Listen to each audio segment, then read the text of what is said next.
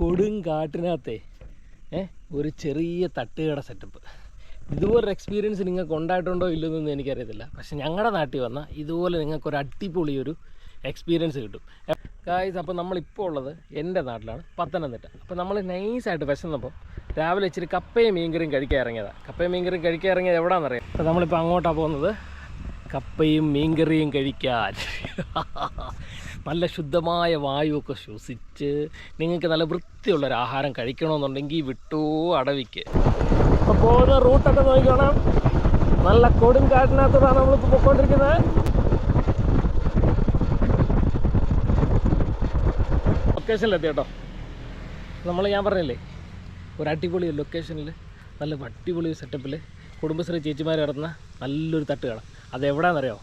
കൊടുങ്കാട്ടിനകത്ത്. കണ്ടോ, കപ്പയൊക്കെ തിന്ന് കഴിഞ്ഞിട്ട് നിങ്ങൾക്ക് കുറച്ച് നേരം ഒന്ന് വിശ്രമിക്കണമെന്ന് തോന്നിക്കഴിഞ്ഞാൽ നേരെ അതിൻ്റെ പുറകുവശത്തോട്ട് പോയിക്കോ. നിങ്ങൾക്ക് ഇതുപോലെ നല്ലൊരു അടിപൊളി ഒരു ലൊക്കേഷൻ കിട്ടും.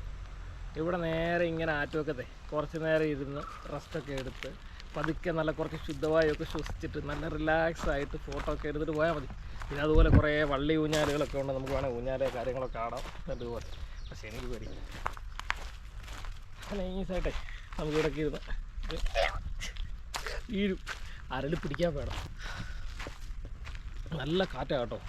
നമ്മുടെ നാട്ടിലെ ചൂടുണ്ടല്ലോ, നമ്മുടെ വെളിയിലെ ചൂടൊന്നും ഇവിടെ അറിയാനേ ഇല്ല. നല്ല അടിപൊളി നല്ല ചെറിയ ഇളം കാറ്റും നല്ല ചെറിയൊരു തണുപ്പും, പിന്നെ അതിനേക്കാൾ എല്ലാം ബെസ്റ്റായിട്ട് നല്ല ശുദ്ധമായ വായു.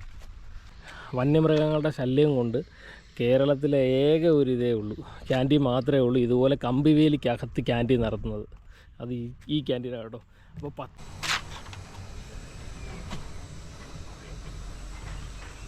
എന്തൊക്കെ വിളയിച്ച് കഴിക്കാൻ രാവിലെ? എനിക്കൊരു കപ്പയും മീൻകറിയും. മീൻ ഏതാ ഉള്ളത്? ഒരു കേരച്ചൂര മീൻകറിയും ഒരു കപ്പയും.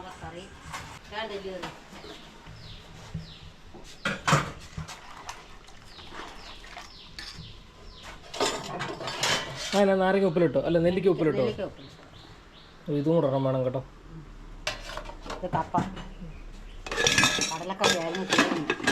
രാവിലെ ഇവിടെ ഫുഡുണ്ടോ? അപ്പോൾ രാവിലെ ഉച്ചയ്ക്ക്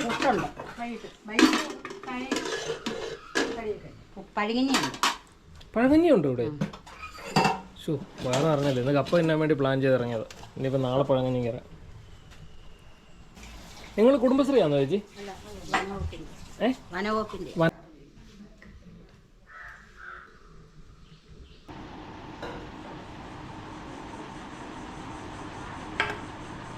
നല്ല മീൻകറി ഇങ്ങോട്ട് ഒഴിച്ച് നല്ല അത്തപ്പ് ഇട്ട പോലെ ആക്കി അതിൽ ശകല മീനൊക്കെ ഇങ്ങനെ പിച്ചി കപ്പേറോട് ഇങ്ങനെ കുഴച്ച് ആയി വെള്ളം വരും.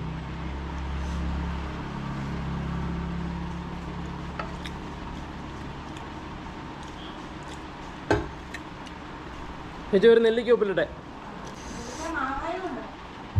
എന്നാൽ ഓരോന്നോരോന്നെടുത്തോ. നെല്ലിക്കായും മാങ്ങായും എടുത്തോ.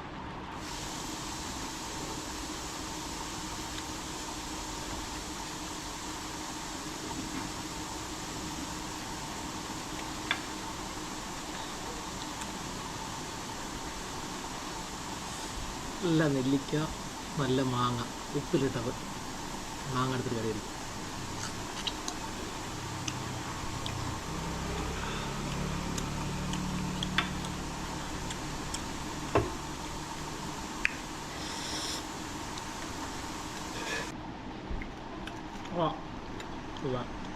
ഇടയ്ക്ക് ഇതുപോലെ കപ്പ അടിക്കുമ്പോഴേ ഇതുപോലെ മാങ്ങ ഒത്തിരി എരിവൊന്നുമില്ല കേട്ടോ. അത് അടിപൊളി സാധനം. പഴഞ്ചോറൊക്കെ ഉണ്ട്. രാവിലെ വന്ന പുട്ടും പഴവും അങ്ങനെ പഴഞ്ചോറ് സെറ്റപ്പൊക്കെ ഉണ്ട്. പക്ഷെ നമുക്ക് രാവിലെ വരാൻ പറ്റിയില്ല. നമുക്ക് ഇനി ഒരു ദിവസം പഴഞ്ചോറ് തിന്നാനായിട്ട് വരാം കേട്ടോ.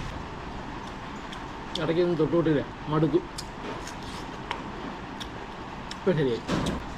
നടുക്കാട്ടിനിടയ്ക്ക് ഇതുപോലെ കപ്പ തിന്നുന്നൊരു വൈബുണ്ടല്ലോ.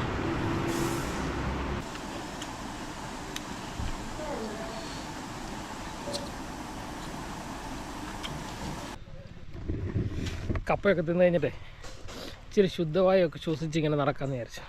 പത്തനംതിട്ട മാത്രം കിട്ടുന്ന ചില പ്രത്യേകതയാണ് ഇതൊക്കെ. ഇതൊന്നും നിങ്ങൾക്ക് വേറെ നാട്ടിൽ കിട്ടത്തില്ല. ഇതുപോലെ കൊടുങ്കാട്ടിനകത്ത് കുടുംബശ്രീ നടത്തുന്ന ചേച്ചിമാർ, കുടുംബശ്രീ അല്ല, വനം വകുപ്പിൻ്റെ കീഴിൽ നടത്തുന്ന കേട്ടോ. ഞാൻ ഇപ്പോൾ നേരത്തെ കുടുംബശ്രീ എന്നാണ് പറഞ്ഞത്, പക്ഷേ അല്ല, വനം വകുപ്പ് നേരിട്ട് കിടത്തുന്ന കുറച്ച് ചേച്ചിമാരെയൊക്കെ വെച്ച് നല്ല അന്യായ സെറ്റപ്പിൽ